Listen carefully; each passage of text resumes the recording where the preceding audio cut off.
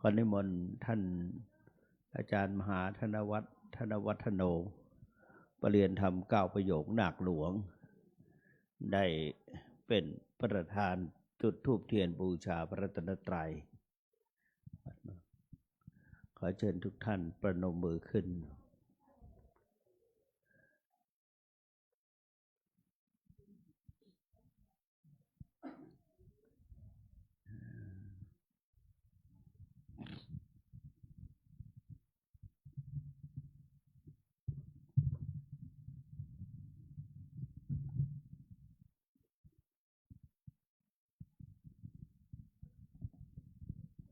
และนิมนต์นำธรรมวัดด้วย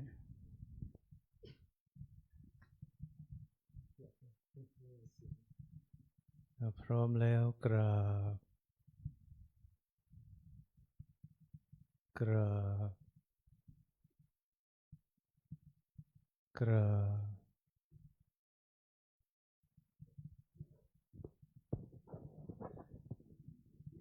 เปิดหนังสือคู่มือไหว้พระสวดมนต์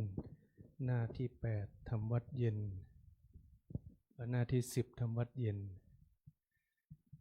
โยโสภะคะวะอะระหังสัมมาสัมพุทโธสวากขาโตเยนะภะคะวะตาธัมโมสุปฏิปันโนยัสสะภะคะวะโตสาวกสังโฆธัมมัยยังภะคะวันตังสะธัมมังสะสังฆังอิเมหิสการเรหิยะถาระหังอาโรปิเตหิอภิปูชยามะสาธุโนพันเตภะคะวาสุจิระปรินิพพุตโตปิ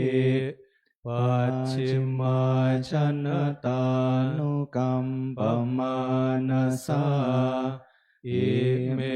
สการเรทุกขตาปันนาการะภูเตมปฏิคันหาตุอัมหากังทีครตังหิตายาสุขายาอะระหังสัมมาสัมพุทโธภะคะวาพุทธังภะคะวันตังอภิวาเทมิสวากขาโตภะคะวะตาธัมโมธัมมังนัมมัสสามิสุปฏิปันโนภะคะวะโตสาวกสังโฆสังฆังนะมามิอันทธานิมยังตังภคะวันตังวาจายะอภิคายิตุงปุพพาคณมการันเจวะพุทธานุสตินยัญจะกะโรมเส นะโมตัสสะภะคะวะโตอะระหะโตสัมมาสัมพุทธัสสะนะโมตัสสะภะคะวะโตอะระหะโตสัมมาสัมพุทธัสสะนะโมตัสสะภะคะวะโตอะระหะโตสัมมาสัมพุทธัสสะตังโฆปันนาภะคะวันตังเอวังกั กั ล ล ยาย าโนกิติสัทโธอภุคโตอิติปิโสภะคะวาอะระหัง สัมมาสัมพุทโธ เวชชาจารณสัมปันโนสุขโต โร กวิทูอนุตตโรปุริสธรรมสารทิสัทธาเทวมนุสานังพุทโธภควาติอันธรรมยังพุทธาภิกขิติงกโรมเส พุทธวาระหันตวรตาทิคุณามพิยุตโต สุทธาภิญาณกรุณาหิสัมมาคตโตโพเทสิโยสุชนะตังกัมรังวสุโรวันธามหังตมรนังศิรสาชิเนนทังพุทโธโยสัพพปานินังสารนังเขมมุตตมังปัฏฐมานุสติทานังวันธามิ มิตาสิเรนังพุทธาสาหาสมิทาโสวาพุทโธเมสามิกิสโร พุทโธทุกขาสะคาตาจาวิทาตาจะหิตัสสะเมพุทธัสสะหังนิยาเทมิสริรันชีวิตันจิตังวันทันโตหังจริสามิพุทธาเสวสุโพธิตังนาทิเมสารนังอัญญังพุทโธเมสารนังวรังเอเตนะสัจวัชเชนะวัฏไทยสัทธุสาสเนพุทธังเมวันทะมาเนนะยังปุญญังปัสสุตังอิทาสัพเพปิอันตรายาเมมาเฮสุงตัสสะเดชะสากายเยนะวาจายวเจตสาวาพุทเทกุกัมมังปะกตังมยายังพุทโธปฏิคันหตวัจจยันตังกาลันตะเรสังวริตุงวะพุทเทหันธรรมยังธรรมานุสตินยังกโรมาเส สวากขาโตภะคะวะตาธัมโม สันทิติโกอากาลิโกเอหิปัสสิโกโอปันญยโก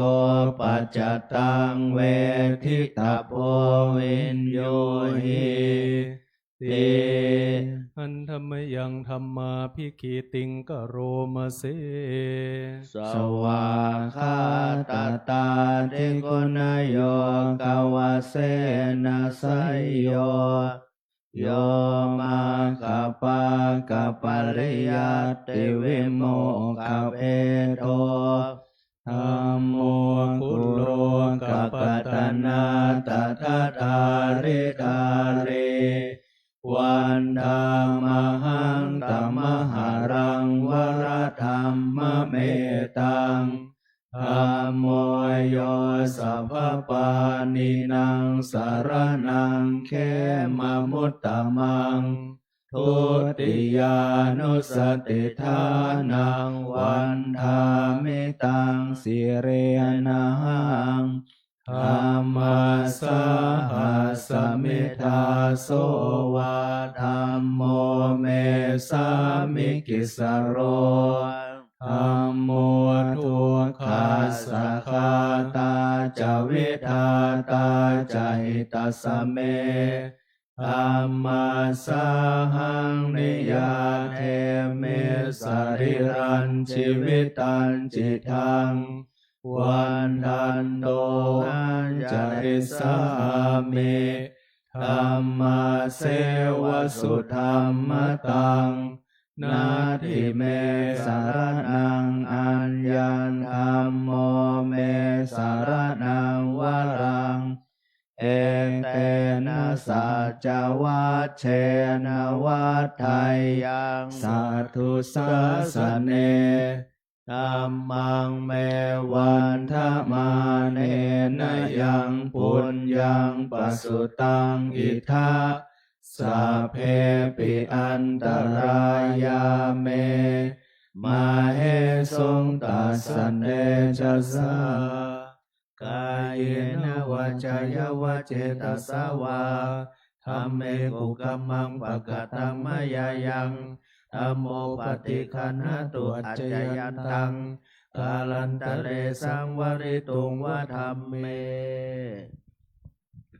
อันธรรมยังสังขานุสตินยังกโรมาเสสุปฏิปันโนภะคะวะโตสา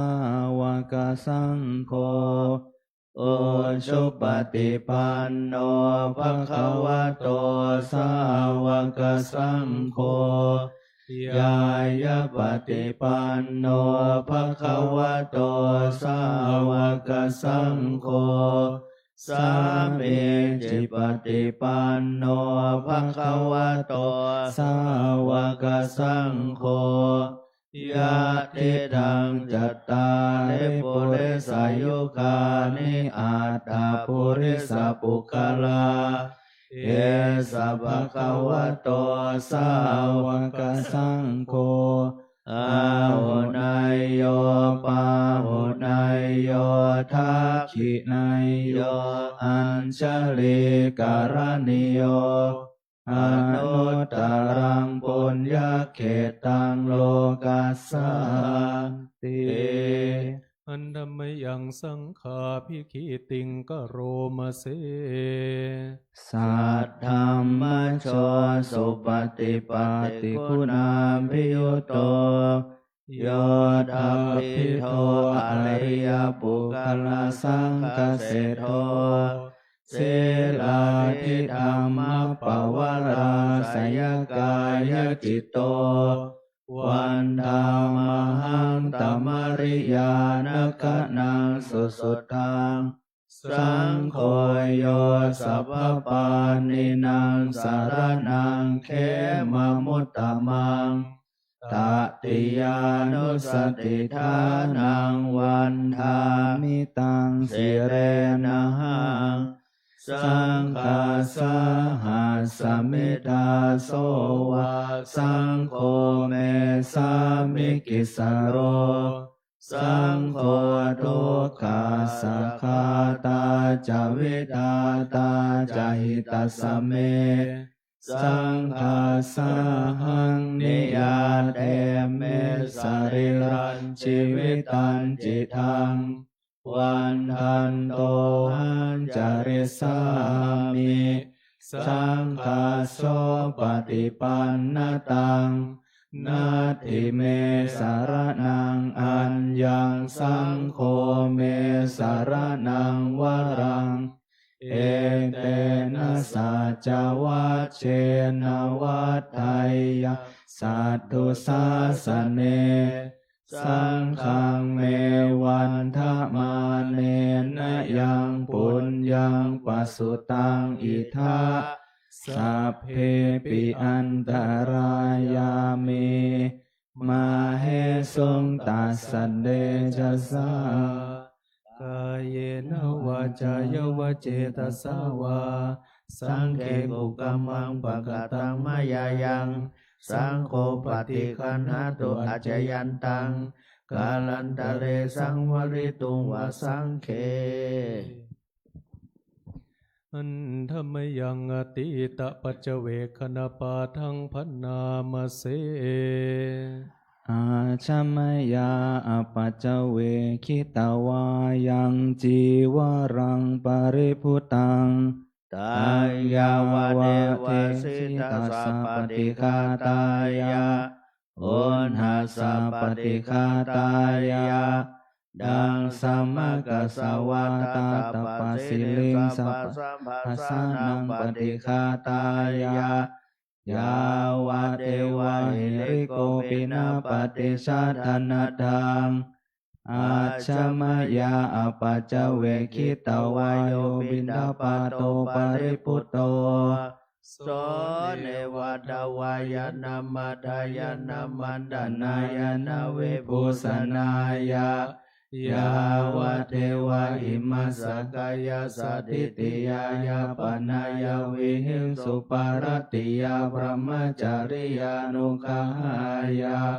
อิติปุรานันจเวทานังปฏิหังคามินะวันจเวทานังนาอุปาเทสามิยาตราจเมภวิสติอนวัชตาจะพาสุวิหารโรจาติอาชมยาอปัจจเวคิตวายังเสนาสนังปริพุตังตังยาวะเทวสิตัสสะปฏิฆาตายะอุณหัสสะปฏิฆาตายะดังสัมมากัสสวาตาตปัปัสสสิสิริงสัพพสัมภาสานังปฏิฆาตายะยาวะเทวะอุตุปาริสยวิโนทนังปฏิสันลานารามทังอาชมยาอปัจจเวคิตาวายโยคิลานะปัจจยเพสัจจปริคาโรปริพุตโตโสยาวะเทวะอุปันนานังเวยาภาธิกานังเวทนานังปฏิฆาตายะอาภยาปัจฉาปรมาตายาติอันธรรมยังอุทิศนาทิฏฐานคาทายโยพนามเสอิมินาปุญญกรรมเมนะอุปาชายาคุณุตตราอาจาริยุปการาจะมาตาปิตาจยาตกาสุริโยจันทิมาราชาคุณวันตานราปิจาพรัมมมาราชาอินทาจาโลกปาลาจเทวตายะโมมิตามนุสาจามัจจตาเวริกาปิจาสัพเพสัตตาสุขีโหนตุปุญญานิปกตานิเมโสขังจติวิทังเทนตุขีปังปาเปทาโวมะตังอิมินาปุญญกรรมเมนะอิมินาอุติเสนะจะขีปาหังสุรเพเจวตันหุปาทานาเจตะนังเยสันตาเนหินาธัมมายาวนิพานโตมะมังนาสันตุสัพพทาเยวายาธาชาตุภเวภเวโอชุจิตังสติปัญญาสันเลโกวิริยัมหินามาลาละพันตุโนกาสังการตุนจาวิริเยสุเมพุทธาธิปาวะโลนาโทธัมโมนาโทวรุตตโมนาโทปัจเจกพุทโธจะสังโฆนาโทตาโรมะมังเตโสตัมมานุภาเวนะมาโรกาสังละพันตุมาอันธรรมยังสระพันเยนะพุทธมังคละคาทายโยพนามเสสัมพุทโธทิปาทังเสโธ เนเสนโนเจวามาชิเมโกนดัญโยปุพพาภาเคจาอาคนายเยจากาสโปสารีปุตโตจัตถาคิเนหารติเยอุปาลิจาปัจฉิเมปิจาอานันโทพายาเพจะขวัมปติโมคันลาโนจะโอตาเรเอสาเนเปจาราโหโลเอเมโคมังคาราพุทธาสัพเพอิทาปฏิติตาวันทิตาเตจะอังเฮหิสักการเฮจะปุชิตาเอเตสังอานุภาเวนะสัพพะโสทิภวันตุโนเจวามาจันตานามาสะนายยังนามาสะมาโนรัตนาตายังยังปุญญาภิสันทังวิปุลังอาราธังตัสสะนุภาเวนะหะตันตรายโยอันธรรมยังทัสสะธรรมสุตตังพันนามเสเววันนิยามหิอาชูปะคะโตบัดนี้เรามีเพศต่างจากคฤหัสถ์แล้วกิริยาอาการใดๆอันบรรพชิตควรประพฤติเราต้องทำกิริยาอาการนั้นๆปารปฏิภัทธาเมชีวิกาความเลี้ยงชีพของเราเนื่องด้วยผู้อื่นเราควรทำตัวให้เขาเลี้ยงง่ายอัญโยเมอากัปโปการณิโยอาการกายวาจาอย่างอื่นที่เราจะต้องทำให้ดีกว่านี้ยังมีอยู่อีกไม่ใช่แต่เพียงเท่านี้กาจินุโคเมอัตตาศีลโตอุปวัฏติตัวของเราเองติเตียนตัวเราเองโดยศีลได้หรือไม่กาจินุโคมังอนุวินจาวินยูสะพรหมจาศีลโตนะอุปวัฏทันติผู้รู้ใครควรแล้วติเตียนเราโดยศีลได้หรือไม่สัพเพหิเมปิเยหิมนาเปหินานาภาโววินาภาโวเราจักเป็นต่างๆคือจะต้องพัดพรากจากของรักของเจริญใจทั้งสิ้นไปกัมมัสสะโกมหิกัมมะทายาโทกัมมะโยนิกัมมะพันธุกัมมะปฏิสารโนเรามีกรรมเป็นของตนมีกรรมเป็นผู้ให้ผลมีกรรมเป็นแดนเกิดมีกรรมเป็นผู้ติดตามมีกรรมเป็นที่พึ่งอาศัยยังกัมมังกริสามิกัลยานังวาปาปะกังวาตัสสัทธายาภวิสามิ เราทำกรรมใดไว้เป็นบุญหรือเป็นบาปเราจักเป็นทายาทคือจะต้องได้รับผลของกรรมนั้นไปกะธัมโพตัสสะเมรัตตินทิวาวิติปตันติวันคืนล่วงไปบัดนี้เราทำอะไรอยู่กาจิโนโคหังสุญญาคาเร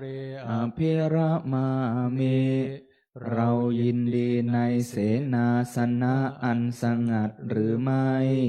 อาติโนโคเมอุตตริมนุสสธรรมาอาละมะริยญาณทัสสน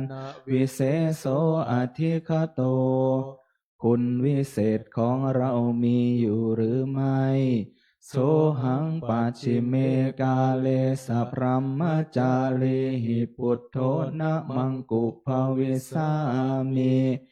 ที่จะทำให้เราไม่เก้อเขินในเวลาเพื่อนบรรพชิตถามภายหลังอิเมโคทัสสะธัมมาธรรม10 ประการนี่แลปาภาชิเตนะอันบรรพชิตอภินหังปัจเจเวคิตภาควรพิจารณาเนืองเถิดเปิดหนังสือไปที่หน้า 1อันธรรมยังทักกินะโมลีธาตุนมะการปาทันเจวาวชิระพุทธรูปปาทันจะพันนามเสนะโมพุทธายะนะมาเมติโลกะโมลิงโลหะกุเตปฏิเตตาโพเชตังสัพพะโลเกหิกิติมันตังมโนหะรังอาหังวันทามิสัพพะทาอังคาวะหาเยปุเรรัมเมโกวิลาลักขปะพะเตสาหิเหมาโคหาคัพเพทักขินะโมริทาตุโยอาหังวันดามิสัพพะทากายเยนะวาจายาเจตสาวาวาเชลังนามะปะเตมังอิทธิปาติหาเรยกะรังพุทธรูปังอาหังวันดามิสัพพะโสสัทธาโสทิภวันตุเมเปิดหนังสือไปที่หน้า 100นะครับอันธรรมยังสิริมังคละมหาเทราภิทุติคาทายโยปนามเสสิเลธาตามหาเทโลเอริโกสิริมังคโลมังคโลปายาเมทาเวมังคโลปายาเทสโกคาโลตาเนยปาโมโคเสสาโนเสสานายโกโลกานุกรรมปิเมตายาสติปัฏฐานาทารโกสติมาปะมาโตจาตังนามาสามิสัพพะทาติสิริมังคละสมณวิสุทธิวงศ์โสภาสง่าองค์ทรงสิริมิวังวายสำรวมยืนเดินนั่งผู้พร้อมพรั่งด้วยละอายปัญญาขจรขจายชี้อุบายอันมงคลควรแก่ฐานะครูนำสิทธิรู้ทุกหมู่ ชนชาวโลกต่างได้ยนต์สงเคราะห์ชนด้วยเมตตาผู้ทรงสติปัฏฐานตลอดกาลทุกเวลาทรงนามสติมาไม่ประมาทองค์อาจงามข้าขอนมัสการประดิษฐานในทุกยามเถ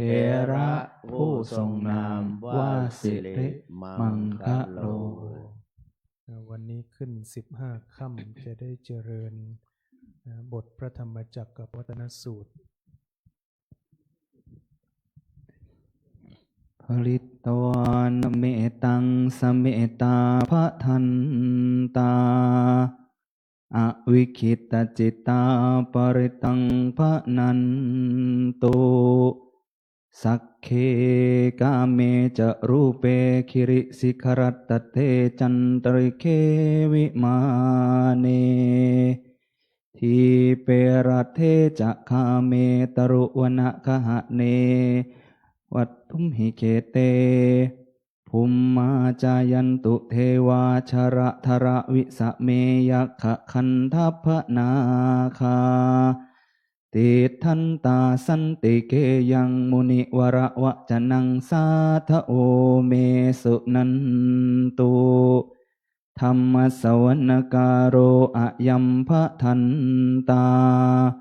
ธรรมสวการโรอะยัมภทันตาธรรมสวการโรอะยัมภทันตานะโมตัสสะภะคะวะโตอะระหะโตสัมมาสัมพุทธัสสะนะโมตัสสะภะคะวะโตอะระหะโตสัมมาสัมพุทธัสสะนะโมตัสสะภะคะวะโตอะระหะโตสัมมาสัมพุทธัสสะ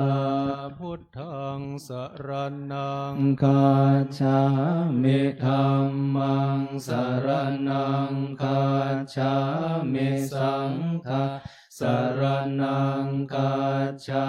มิทุติยัมปิพุทธังสรณังคัจฉามิทุติยัมปิธัมมังสรณังคัจฉามิทุติยัมปิสังฆังสรณังคัจฉามิตติยัมปิพุทธังสรณังคัจฉามิตติยัมปิธัมมังสรณังคัจฉามิตติยัมปิสังฆังสรณังคัจฉามิอนุตตรังอภิสัมโพธิงสัมพุทธิตวาตถาคโตปะธรรมังยังเทเสสิธัมมจักกังอนุตตรังสัมมาเทวะปวัตเตนโตโลเกอัปปติวัตติยังยะถาคาตาอุโภอันตาปฏิปัตติจมัตชิมาจะตูสวาริยสัจเจสุวิสุทธังญาณทัสสนังเทสิตังธัมมราเชนะสัมมาสัมโพธิกิตตนังนาเมนวิตสุตังสุตังธ ธรรมจักกัปปวัตตนังเวยากรณปาเทนะสังคีตันตัมพนามเสเอวเมสุตังเอกังสมัยยังภควาภารณสิยังวิหารติอิสิปตะเนมิขทายเยตัตระโคภควาปัญจวัคคีเยภิกขุอามันเตสิทเวเมภิกขเวอันตาปาปชิเตนันเสวิตาพายโยจายังกาเมสุกามสุขัลลิกานุโยโกเฮโนคัมโมปุถโธชนิโกอนาริโยอนันตสันหิโตโยจายังอัตตกิลมัฏฐานุโยโกทุกโขอนาริโยอนัตถสันหิโตเอเตเตมภิกขเวอุปโภอันเตอนุปคัมมมัชฌิมาปฏิปทาตถาคตเตนะอภิสัมพุทธาจากขุกรณียานกรณีอุปสัมมายะอภิญญายสัมโพธายเนปพานายสังวาตติกตมาจะสาภิกขเวมัชฌิมาปฏิปทาตถาคตเตนะอภิสัมพุทธาจากขุกรณียานกรณีอุปสัมมายะอภิญญายสัมโพธายเนปพานายสังวาตติอายเมวะอริโยอัตถังคิโกมาโคไสยทิทังสัมมาทิฏฐิสัมมาสังกัปโปสัมมาวาจาสัมมากัมมันโตสัมมาอาชีวสัมมาวายาโมสัมมาสันติสัมมาสัมมาทิอายังโคสาภิกขเวมัชฌิมาปฏิปทาตถาคตเตนะอภิสัมพุทธาจากขุกรณียานกรณีอุปสัมมายะอภิญญายสัมโพธายเนปพานายสังวาตติอิทังโคปนะภิกขเวทุกขังอริยสัจจังชาติปิทุกขาชราปิทุกขามรณัมปิทุกขังโสกปริเทวทุกขโทมนาสุปายาสาปิทุกขาอปิเยหิสัมปโยโคทุกโคปิเยหิวิปโยโคทุกโคยัมปิชังนรปฏิตัมปิทุกขังสังขิเตนะปัญจุปาทานาขันธาทุกขาอิทังโคปนะภิกขเวทุกขสมุทัยโยอริยสัจจังยายังตัณหาโปโนภวิกานันทิราคสหคตาตาตร ตัตตราภินันทินีสัยยติทังกามตัณหาภวตัณหาวิภวตัณหาอิทังโคปนภิกขเวทุกขนิโรโธอริยสัจจังโยตัสสะเยวตัณหายะอาเสสวิราคนิโรโธจาโคปติเนสะโคโมติอนาระโยอิทังโคปนภิกขเวทุกขนิโรธคามิเนปฏิปทาอริยสัจจังอายเมวะอริโยอัตถังคิโกมาโคสัยยติทังสัมมาทิฏฐิสัมมาสังกัปโปสัมมา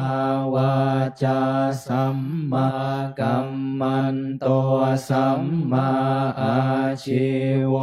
สัมมาวายาโมสัมมาสติสัมมาสมาธิทังทุกขังอริยสัจจันติเมภิกขเวปุพเพอนันโนสุเตสุธรรมเมสุจักขุงอุทธปาทิญาณังอุทธปาทิปัญญาอุทธปาทิวิชชาอุทธปาทิอาโรโกอุทธปาทิตังโคปนิทังทุกขังอริยสัจจังปริญญายันติเมภิกขเวปุพเพอนันโนสุเตสุธรรมเมสุจักขุงอุทธปาทิญาณังอุทธปาทิปัญญาอุทธปาทิวิชชาอุทธปาทิอาโรโกอุทธปาทิตังโคปนิทังทุกขังอริยสัจจังปริญญาตันติเมภิกขเวปุพเพอนันโนสุเตสุธรรมเมสุจักขุงอุทธปาทิญาณังอุทธปาทิปัญญาอุทธปาทิวิชชาอุทธปาทิอาโรโกอุทธปาทิอิทังทุกขสมุทัยโยอริยสัจจันติเมภิกขเวปุพเพอนันโนสุเตสุธรรมเมสุจักขุงอุทธปาทิญาณังอุทธปาทิปัญญาอุทธปาทิวิชชาอุทธปาทิอาโรโกอุทธปาทิตังโคปนิทังทุกขสมุทัยโยอริยสัจจังปหาตัพพันติเมภิกขเวปุพเพอนันโนสุเตสุธรรมเม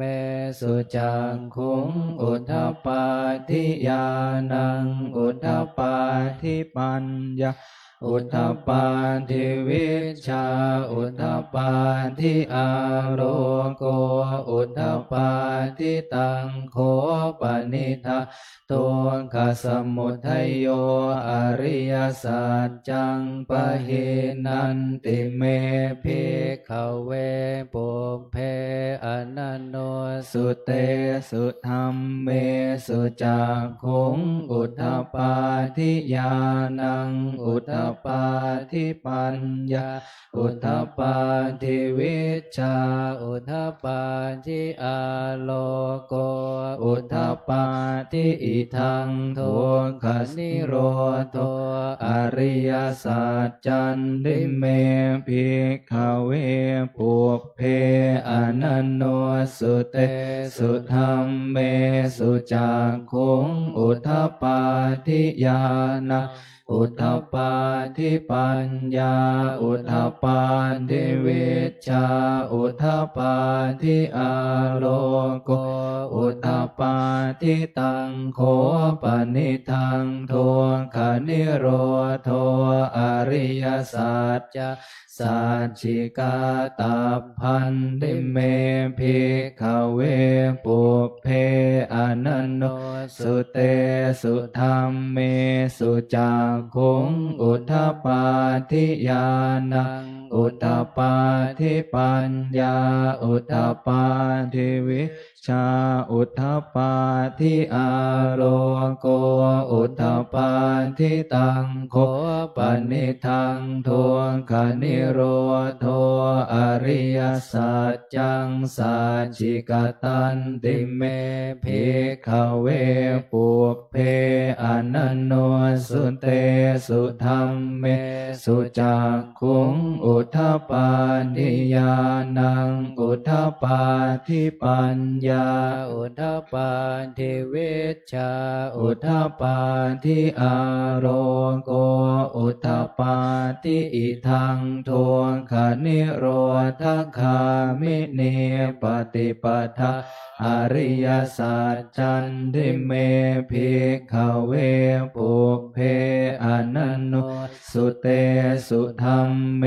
สุจักขุงอุทธปปาทิญาณังอุทธปปาทิปัญญาอุทธปปาทิวิชชาอุทธปปาทิอาโรโกอุทธปปาทิตังโขปนิทังโทคะนิโรธคามิเนปฏิปทาอริยสัจจังภาเวตัพพันธิเมภิกขเวปุพเพอนันโนสุเตสุธัมเมสุจักขุงอุทธปปาทิญาณังอุทธปปาทิปัญญาอุทธปปาทิวิชชาอุทธปปาทิอาโรโกอุทธปปาทิตังโขปนิทังตัวคะนิโรธคามิเนปฏิปทาอริยสัจจังภาวิตันติเมภิกขเวปุพเพอนันโนสุเตสุธัมเมสุจักขุงอุทธปปาทิญาณังอุทธปปาทิปัญญาอุทธปปาทิวิชชาอุทธปปาทิอาโรโกอุทธปปาทิยาวกีวันจะเมภิกขเวอิเมสุจตุสุอริยสัจเจสุเอวันติปริวัตตังทวาทสาการะยะถาภูตังญาณทัสสนังนสุวิสุทธังอโหสิเนวตาวาหังภิกขเวสัทเทวเกโลเกสมาระเกสัพรัมมะเกสัสมณพระมณิยาปัจฉายสัทเทวมโนสายอนุตตรังสัมมาสัมโพธิงอภิสัมพุทโธปัจจัญญาสิงยโตจักโขเมภิกขเวอิเมสุจตุสุอริยสัจเจสุเอวันติปริวัตตังทวาทสาการะยะถาภูตังญาณทัสสนังสุวิสุทธังอโหสิอาถาหังภิกขเวสัทเทวเกโลเกสัมมาระเกสัพพรหมเกสัสมณพราหมณิยาปัจฉายสัทเทวมโนสายอนุตตรังสัมมาสัมโพธิงอภิสัมพุทโธปัจจัญญาสิงญาณัญจปนเม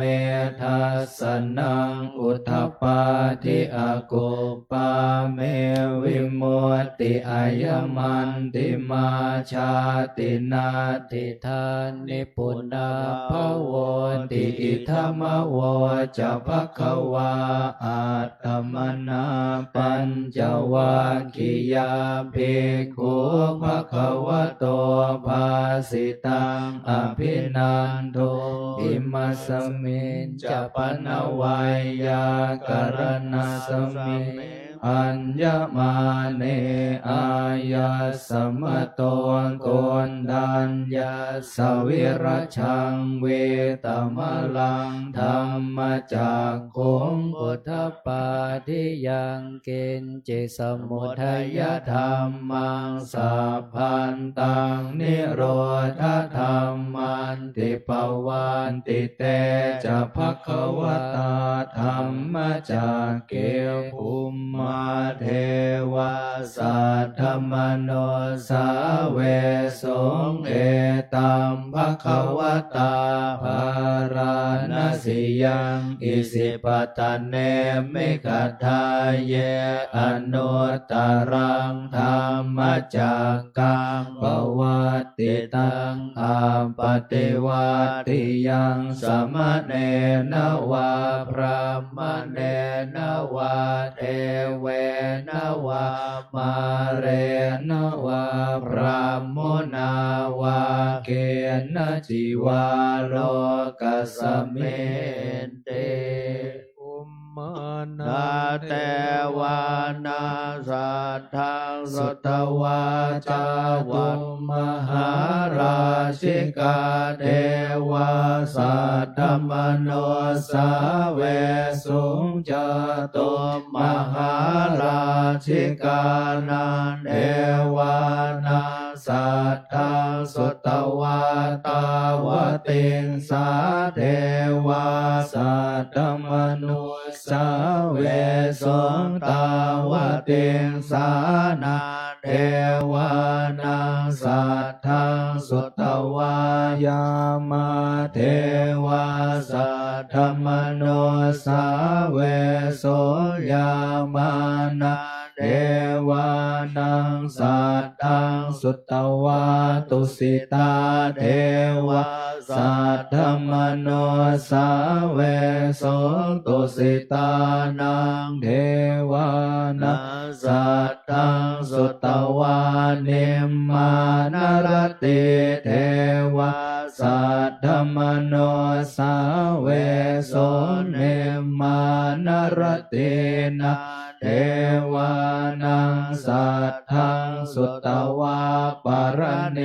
มิตวสวัตติเทวาสัทธมโนสาเวโสปรเนมิตวสวัตตินะเทวานังสัทธังสุตวามกายิกาเทวาสัทธมโนสาเวสงเอตัมภควตาภารณสิยังอิสิปตะเนมิกทาเยอนุตตรังธรรมจักกังปวัตติตังอาปฏิวัติยังสมณเณรวาพระมเณรวาเทเวนวามาเรนวาพระมุนาวาเกณจิวาโลกัสสมินติติหะเตนะคะเนนะเตนะโมโหเตนะยาวะพระมโลกัสสัทโธอะภูคัจจิอายัญจะทัสสะหะสิโลกธาตุสังกัมปิสัมปะกัมปิสัมปะเวทิอัปปมาโนจะโอราโลโอภาโสโลเกปาตุระโหสิอติกามเม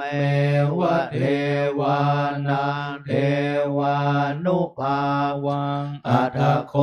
ภควาอุทานังอุทาเน สิอัญญาสิวัตโพโกนดันโย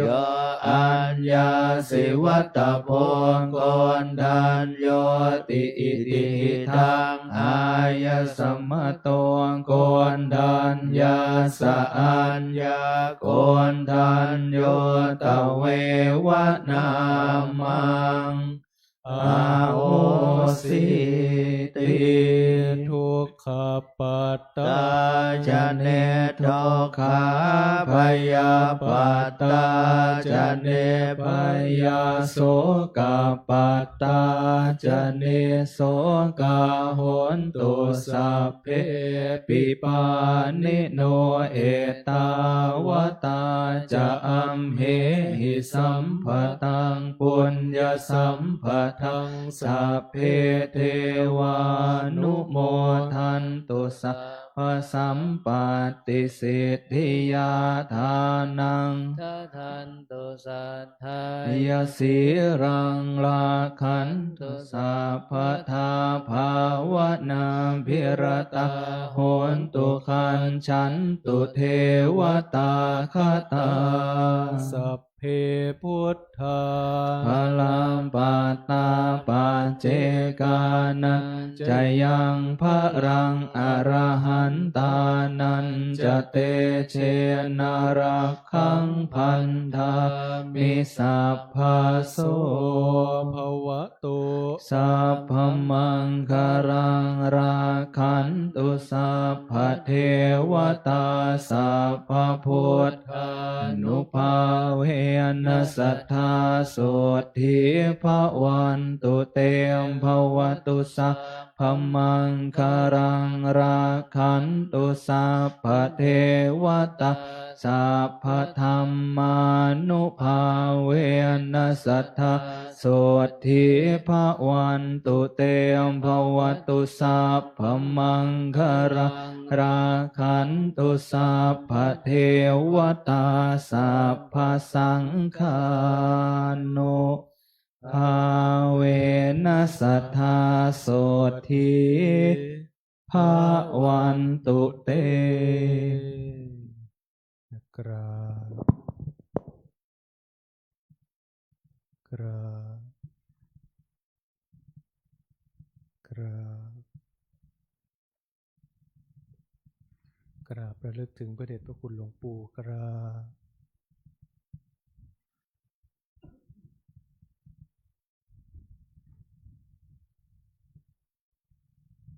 กราบพระเดชพระคุณพระสุวรรณเมธีด็อกเตอร์เจ้าวาดวัดพระธาตุสีจอมทองรองเจ้าคณะจังหวัดเชียงใหม่กราบขอบคุณทุกท่านพร้อมเพรียงกัน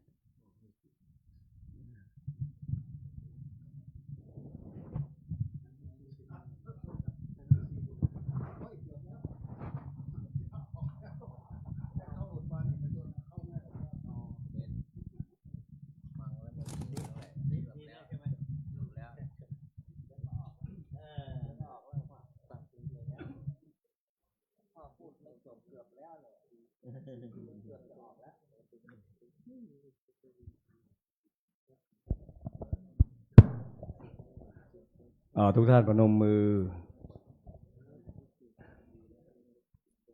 พร้อมแล้วกราบ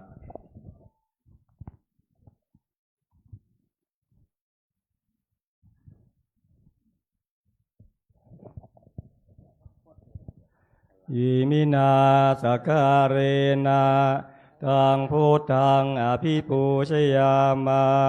อิมินาสการเรนะตังธัมมังอภิปูชยามะอิมินาสการเรนะตังสังฆังอภิปูชยามะอะระหังสัมมาสัมพุทโธภควาพุทธังภควันตังอภิวาเทมิสวากขาโตภควตาธัมโมธัมมังนามัสสามิสุปฏิปันโนภควโตสาวกสังโฆสังฆังนามามิ มายังพันเตติสาราเนนะสหะอาทาศีลานิยาจามมาทุติยมปิมายังพันเตติสาราเนนะสหะอาทาศีลานิยาจามมาตาติยมปิมายังพันเตติสาราเนนะสหะอาทาศีลานิยาจามานะโมตัสสะภะคะวะโตอะระหะโตสัมมาสัมพุทธัสสะนะโมตัสสะภะคะวะโตอะระหะโตสัมมาสัมพุทธัสสะนะโมตัสสะภะคะวะโตอะระหะโตสัมมาสัมพุทธัสสะ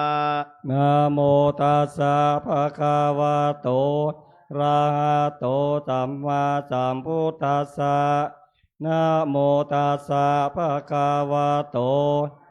อะโตสัมมาสัมพุทธัสสะนะโมตัสสะภะคะวะโตอะโตสัมมาสัมพุทธัสสะพุทธังสรณังคัจฉามิพุทธังสรณังคัจฉามิธัมมังสรณังคัจฉามิธัมมังสรณังคัจฉามิสังฆังสรณังคัจฉามิสังฆังสรณังคัจฉามิตุติยัมปิพุทธังสรณังคัจฉามิทุติยัมปิพุทธังสรณังคัจฉามิตุติยัมปิธัมมังสรณังคัจฉามิทุติยัมปิธัมมังสรณังคัจฉามิตุติยัมปิสังฆังสรณังคัจฉามิทุติยัมปิสังฆังสรณังคัจฉามิตติยัมปิพุทธังสรณังคัจฉามิตติยัมปิพุทธังสรณังคัจฉามิตติยัมปิธัมมังสรณังคัจฉามิตติยัมปิธัมมังสรณังคัจฉามิตติยัมปิสังฆังสรณังคัจฉามิตติยัมปิสังฆังสรณังคัจฉามิติสรณะคัมมนังนิทิตังอามาพันเตปานาติปาตาเวระมณีเสขาปะตังสมาธิยามิปานาติปาตาเวระมณีสิกขาปะทังสมาธิยามิอาตินนาตานาเวระมณีเสขาปะตังสมาธิยามิอาทินนาทานาเวระมณีสิกขาปะทังสมาธิยามิอะพรหมจริยาเวระมณีเสขาปะตังสมาธิยามิอาพรหมจาริยาเวระมณีสิกขาปะทังสมาธิยามิมุสาวาตาเวระมณีเสขาปะตังสมาธิยามิมุสาวาทาเวระมณีสิกขาปะทังสมาธิยามิเดี๋ยวสุมากับคนศีลห้าเนาะกาเมสุมิจฉาจาราเวระมณีเสขาปะตังสมาธิยามิ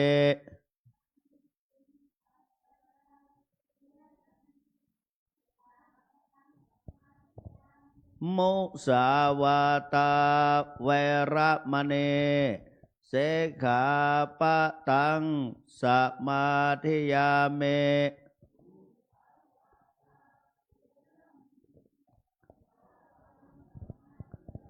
โส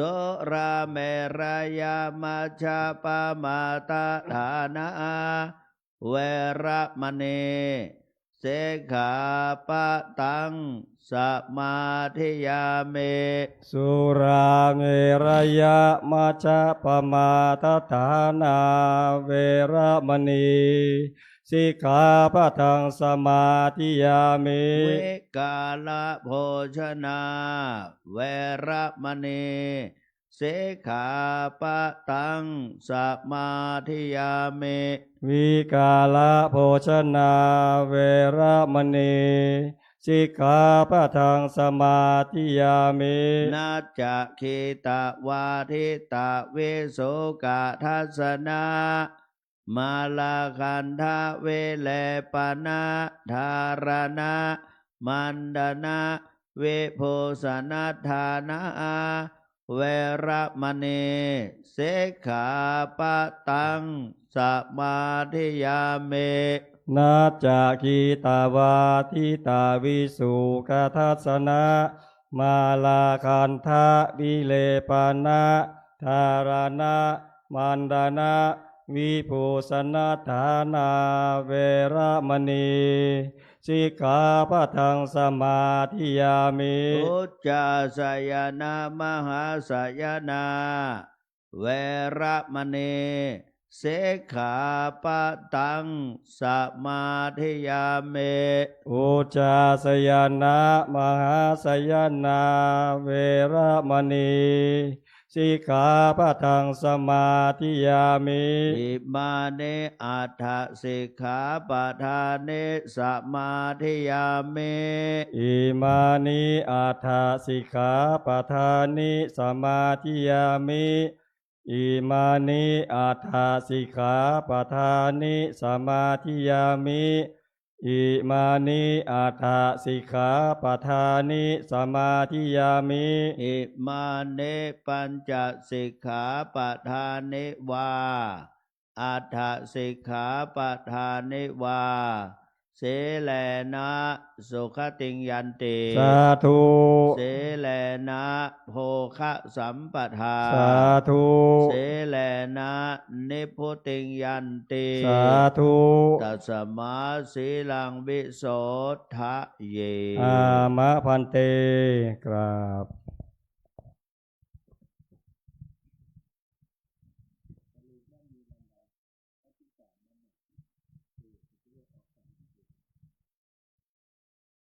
ขอถวายความเคารพและขอโอกาส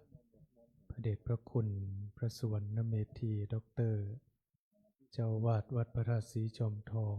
รองเจ้าคณะจังหวัดเชียงใหม่พระเดชพระคุณพระมรเวทีผู้ช่วยเจ้าวาดพระรามหลวงตลอดจนถึงพระเทรานุเทระเพื่อนสหธรรมิกขอเจริญพรแม่ชี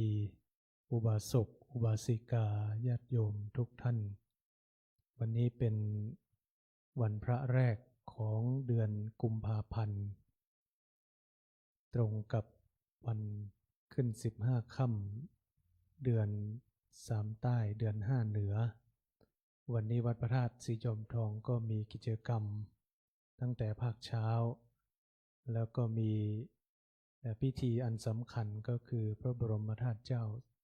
เสด็จออกพรรษาตามประเพณีของทางวัดพระธาตุศรีจอมทองหลังจากนี้ไปก็จะมีการส่งน้ำพระบรมธาตุในทุกวัน15ค่ำหรือว่า14ก็จะได้อัญเชิญพระบรมธาตุเสด็จออกส่งน้ำก็เป็นประเพณีประพฤติปฏิบัติที่เราได้กระทำกันมาวันนี้ญาติโยมได้มาร่วมกิจกรรมตั้งแต่ภาคเช้าจนถึงภาคค่ำถ้าว่าตามวันขึ้น15ค่ำเดือน3ตามพระพุทธศาสนาก็วันนี้จะถือว่าเป็นวันสำคัญอีกวันหนึ่งก็คือวันที่พระอัครสาวกก็คือท่านพระสารีบุตรบรรลุธรรมในวันขึ้น15ค่ำเดือน3เพราะถ้าไม่มีอธิกมาสปีนี้ก็จะต้องเป็นวันมาฆบูชาแต่ว่าปีนี้เป็นอธิกมาสดังนั้นมาฆบูชาจึง เลื่อนออกไปนั้นวันขึ้น15 ค่ำเดือน 3นั้นก็ตรงกับการบรรลุธรรมของพระสารีบุตรพระสารีบุตรท่านเดิมทีก็ไปเป็นลูกคนรวยเป็นลูกคนมีฐานะแล้วก็ไปดูมหรสพดูเรียกว่าไปสถานบันเทิงก็แล้วกันเนาะไปสถานบันเทิงไปเที่ยวดูงานทุกวันจนกระทั่งวันหนึ่งก็เกิด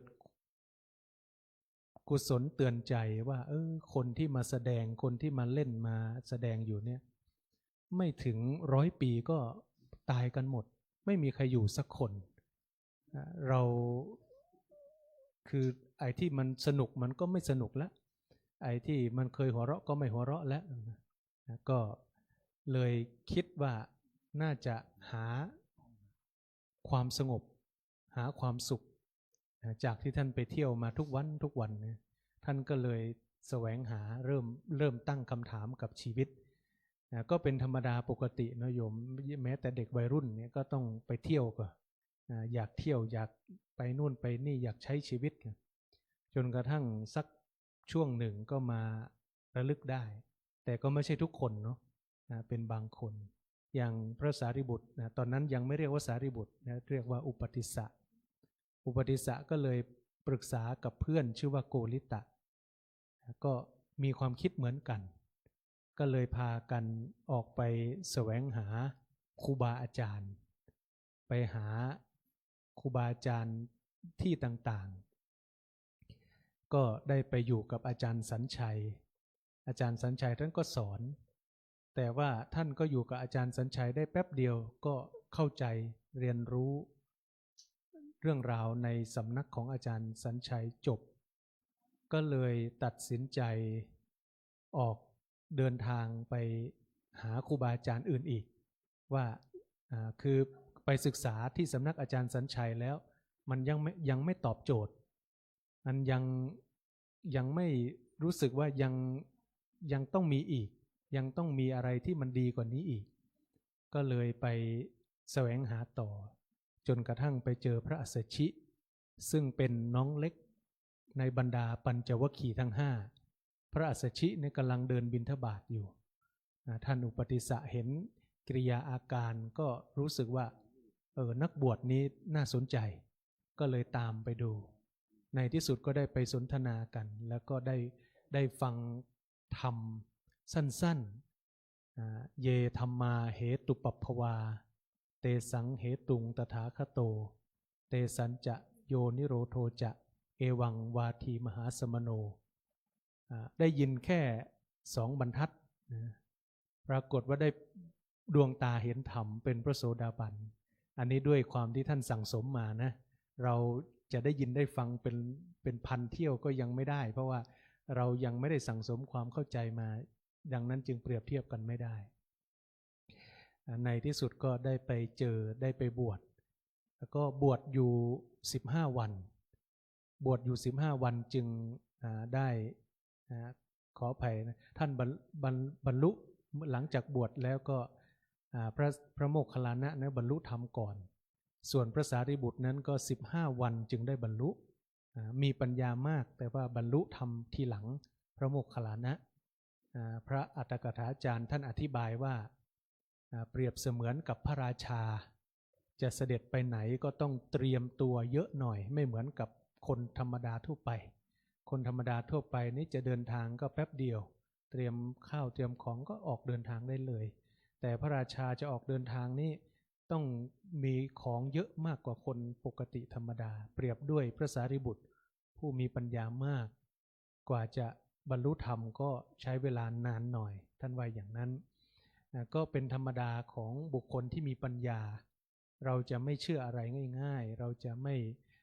ยอมอะไรง่ายๆเป็นธรรมดาอันนี้ก็โดยปกติคนที่มีปัญญาก็จะเป็นอย่างนั้นอยู่แล้วก็คือจะไม่ลงใจอะไรง่ายๆต้องได้รับการพิสูจน์ก่อนอันนี้ก็เป็นวันที่พระสารีบุตรได้เข้ามาหลังจากที่เข้ามาบวชกับพระพุทธเจ้าก็ได้บรรลุธรรม ท่านเองก็ไปศึกษามาหลายที่พระพุทธเจ้าเองก็ศึกษามาหลายที่จนกระทั่งได้มาตรัสรู้ด้วยพระองค์เองถึงแนวทางที่สำคัญอันนี้ก็วันนี้ญาติโยมก็จะได้ฟังปาฐกถาธรรมโดยหลวงพี่พระฟิลิปกันตะธรรมโมท่านก็เป็นจังหวะพอดีนะวันนี้พี่น้องชาวต่างชาติก็เยอะเหลือเกินท่านอาจารย์เจ้าคุณพระอมรเวทีแซวว่าอนาคตข้างหน้าเนี่ยเจ้าอาวาสวัดพระธาตุอาจจะเป็นฝรั่งก็ได้ท่านว่างั้นนะเพราะว่าอนาคตเราก็ไม่รู้เนาะตอนนี้ขนาดนี้ก็พี่น้องชาวต่างชาตินี่เกินครึ่งศาลาการประเรียนของเราก็ขอนิมนต์หลวงพี่พระฟิลิปได้ให้ธรรมะเป็นทานช่วงนี้ก็เจอท่านบ่อยหน่อยนะเพราะว่าพระเนนไปอบรมบาลีส่วนหนึ่งก็ยังไม่กลับส่วนที่กลับมาแล้วก็ขอพักก่อนดังนั้นก็ต้องขอนิมนต์ท่านที่อยู่ได้ช่วยปาฐกถาธรรมให้ได้สดับรับฟังก็สั่งสมปัญญาเผื่อวันหนึ่งเราถึงแล้วจังหวะมันได้แล้วก็จะเข้าใจเหมือนกับพระสารีบุตรท่านก็สั่งสมจนกระทั่งได้ดวงตาเห็นธรรมอันนี้เราก็ต้องสั่งสมไปเรื่อยๆอากาลิโกไม่รู้ว่าเวลาไหนคือเวลาที่จะถึงของเรา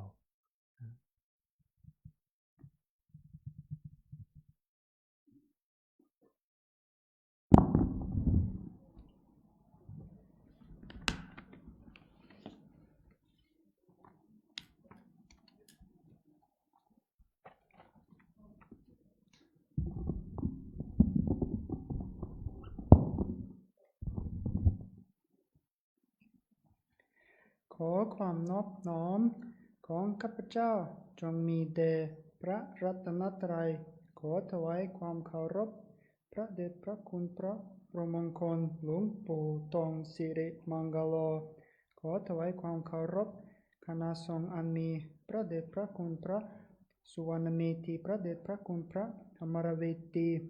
และพระภิกษุทุกๆรูปสวัสดีน้องๆสามเณรทุกๆรูปและเจริญพรคณะเมชีโยกีผู้ปฏิบัติธรรมทุกท่าน Paying homage to the Triple Gem, humbly paying homage to Lumputong Sirimangalo, paying homage to Sangha, Pra Suvarnameti, Pra Amaraveti, and every bhiksu. Good evening to everybody, novice, nun, and lay followers. เรียนเชิญทุกท่านนั่งตามสบาย Please sit easy. วันนี้ผมนำธรรมะจากหนังสือธรรมะของหลวงปู่ทองเล่มหนึ่งช่วงแรกผมจะอ่านภาษาไทยและหลังจากนั้นเป็นภาษาอังกฤษ Today I want to read some topics from the book Dhamma from Ajahn Tong number 1. First I'll read in Thai and then in English. ความไม่ประมาทองค์สมเด็จพระสัมมาสัมพุทธเจ้าได้เทศนาธรรมเกี่ยวกับหัวใจพุทธศาสนาว่าอัปปมาเดนะสัมปเดธาแปลว่าทั้งหลายจงยังความไม่ประมาทให้ถึงพร้อมความไม่ประมาทนั้นมีอยู่4ประการ 1. ไม่อาฆาตต่อผู้ใดถึงเขาจะเบียดเบียนเราอย่างไรก็ตามหรือว่าเราจะไม่แก้แค้นใครเอาโทษใครเป็นผู้มีสติ 2. มีสติทุกเมื่อไม่ว่าจะทำอะไรก็ตามเดินยืนเดินนั่งนอนหรือทำอะไรต่างๆนี้และ ได้ชื่อว่าเป็นผู้ไม่ประมาท 3. มีสมาธิอยู่ภายในคือเมื่อมีอารมณ์อะไรเกิดขึ้นก็กำหนดเมื่อมีอารมณ์อันหนึ่งอันใดหายไปก็กำหนดเป็นผู้ไม่ประมาท 4. บรรเทาความอยากคือโลภะตัวโลภะนี้คือความอยากไม่สิ้นสุดดังพุทธภาษิต ที่ว่านาทีตัณหาสมานาทีแม่น้ำเสมอด้วยตัณหาไม่มีแม่น้ำยังมีแห้งแต่โลภะในจิตใจคนเกือบจะไม่เหือดแห้งเลยถ้าได้ปฏิบัติตามแล้วโลภะจะลดลงและจะหมดไปผู้ใดตั้งอยู่ในความไม่ประมาททั้งสี่ประการนี้ได้ชื่อว่าตามคำสอนของพระพุทธเจ้า Mindfulness or non-neglect. The Buddha taught the Dhamma regarding the heart of Buddhism. Appamadena sampadetha. Be always mindful. There are 4 types of active mindfulness. First, do not seek revenge against anyone. However much we are oppressed, we will not seek revenge or hurt back. Dwell in mindfulness. Second, be mindful at all times, no matter what you are doing, standing, walking, sitting, lying down, or whatever else you are doing. Being mindful, you'll be considered to be a heedful person. Third, maintain concentration within. Whatever a mental object arises, acknowledge it. When a mental object ceases, also acknowledge it. Constantly doing this, one is a mindful person. Fourth, lessen greed. Greed is insatiable, never enough. As described in the Buddhist proverb, Nathi tanha samanadi. There is no river like craving. Rivers can run dry, but greed in the human mind hardly dries. If you practice insight meditation, greed will lessen and eventually disappear completely. Those who dwell in these 4 types of mindfulness are considered to follow the Buddha's teaching. อุปกรณ์ในการทำความเพียรเราควรจะพบผลความดีของเราหรือความเพียรของเราเหมือนข้าวกล้าที่จะต้องดูแลเอาน้ำใส่นาข้าว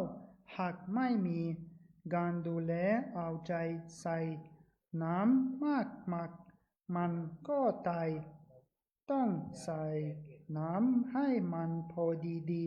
คือมัจจานิมาปฏิปทาการปฏิบัติของเราการทำความเพียรของเรา ก็เหมือนกันเพราะพระพุทธองค์ตรัสไว้ในปัญจกนิบาตสุตตันตปิฎกคืออุปกรณ์ที่เราจะทำความเพียรนั้นมีอยู่5ประการ 1. ศรัทธาเมื่อเรามีศรัทธาเกิดขึ้นแล้วจะทำประโยชน์ในโลกนี้และโลกหน้าประโยชน์อย่างยอดคือพระนิพพานคือได้ผลจากทุกข์ต้องอาศัยศรัทธาเป็นประการสำคัญเป็นทรัพย์อันประเสริฐเป็นอุปกรณ์ที่สำคัญ 2. อภาสน้อยคือเราไม่มีโรคอันใดเราควรรีบเร่งกระทำความเพียร 3. ต้องไม่โอวาทมีมารยาทหรือแข่งกับใครคือเรารักษาศีลเจริญภาวนาไม่ใช่โอวาทคนอื่นเราต้องไม่มีมารยาทกับใคร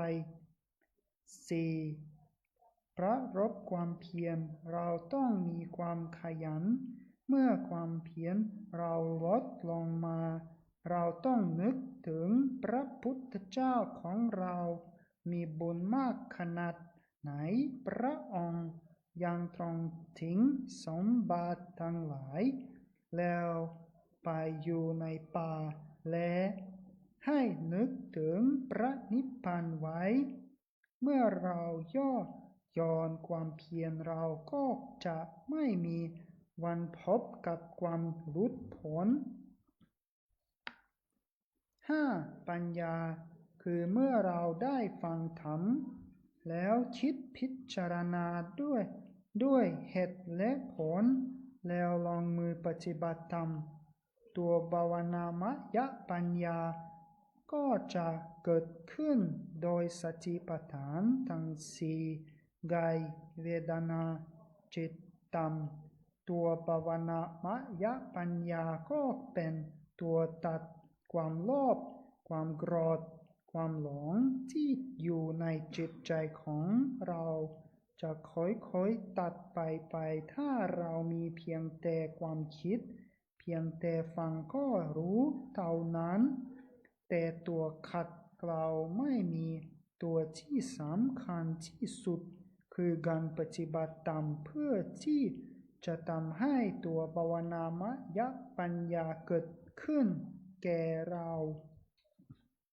Tools of meditation practice. We should increase our goodness and our effort in the practice, which is like rice seedlings that need water and some care.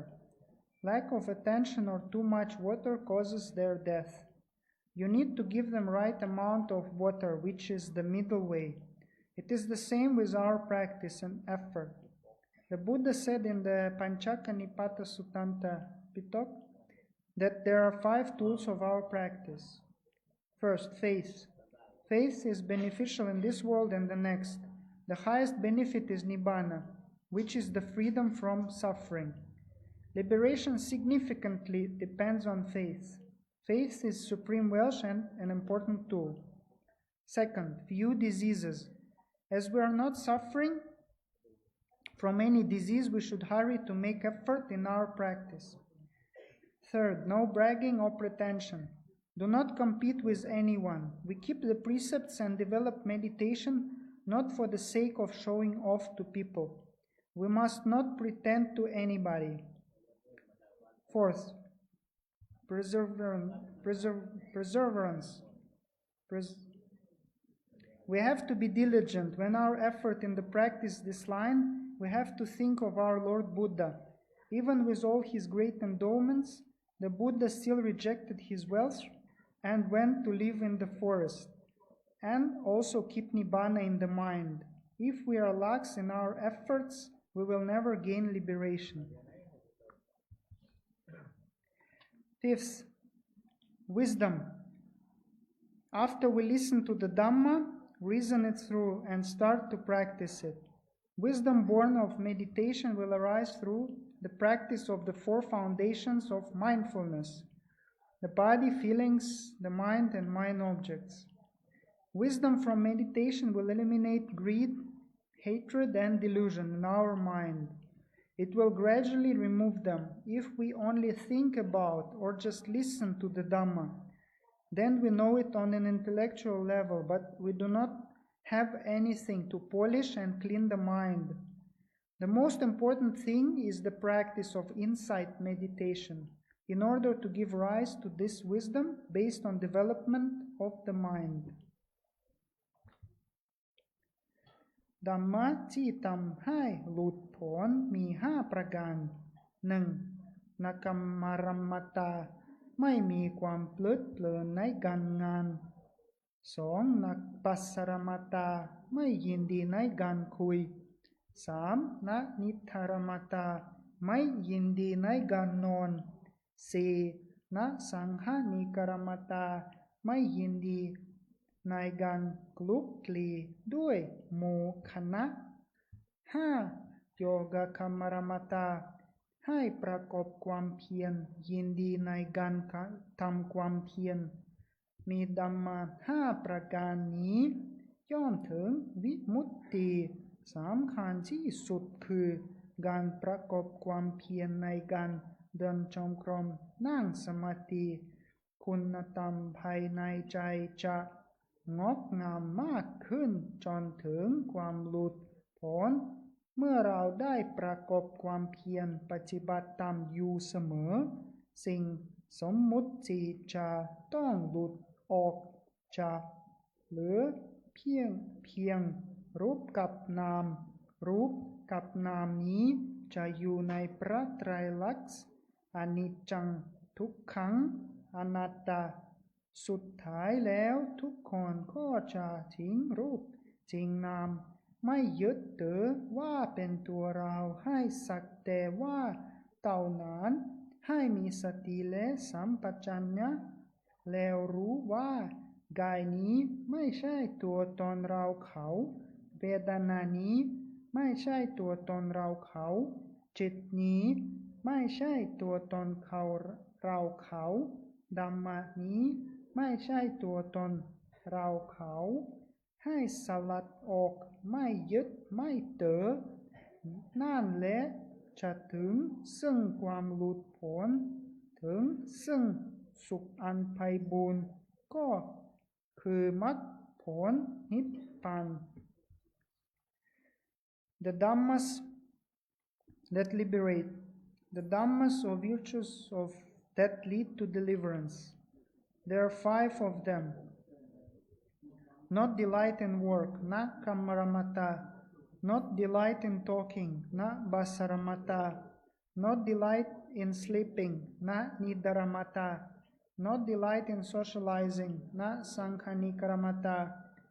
And preserving, delighting in striving in meditation practice,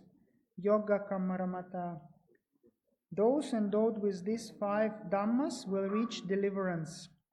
The most important thing is to put effort into the practice in walking and sitting meditation. Then inner virtue will gradually grow until deliverance is gained. When we put effort into meditation, always practicing it, the conventional truth will come off the mind, leaving only materiality and mentality. Materiality and mentality are subject to the 3 characteristics of impermanence, suffering, and non-self. In the end, even materiality and mentality will be abandoned, not being seen as one's self. Existence is just existence. Have mindfulness and clear comprehension, and know that this body is not the self, neither me nor him, her. Feelings are not the self, neither me nor him, her. This mind is not the self, neither me nor him, her. Mind objects are not the self, neither me nor him, her. Abandon them without clinging. This is precisely how you attain deliverance, the highest happiness, which is the path, fruition, and nibbana. ความสามัคคีเป็นความสุขอย่างยิ่งสุขโขเป็นคำสอนของพระพุทธเจ้าเราเอามาสวดสุขโขบุดานังอุปโตพระพุทธเจ้าบังเกิดขึ้นแล้วในโลกให้ความสุขแก่โลกสุขสัตตมเทศนาการฟังธรรมของพระพุทธเจ้าเป็นความสุขสมากิสมกนังตัปโปสุโขความพร้อมเพรียงของผู้มีศีลเสมอกันมีการปฏิบัติเหมือนกันสุขะสังฆาสสมากิความพร้อมเพรียงของสองหลวงปู่ตองบอกว่าทุกวันนี้ผมเห็นพระภิกษุสงฆ์สามัคคีกันผมสบายใจมากหากว่าขัดแย้งกับการถึงแม้มีเงินมีทองกินอยู่สุขสบายมันไม่มีความสุขจริงการที่เราสวดกันบ่อยๆทำให้เกิดความสุขโดยเฉพาะสมากิสมกนังตัปโปสุโขความพร้อมเพรียงกันของผู้มีความเพียรในการปฏิบัติจะทำให้เกิดความสุขในตัวเองคนอื่นๆก็จะมีความสุขตลอดจนญาติพี่น้องของเราก็มีความสุขด้วยขอให้เราพร้อมใจกันปฏิบัติตามSukho happiness is taught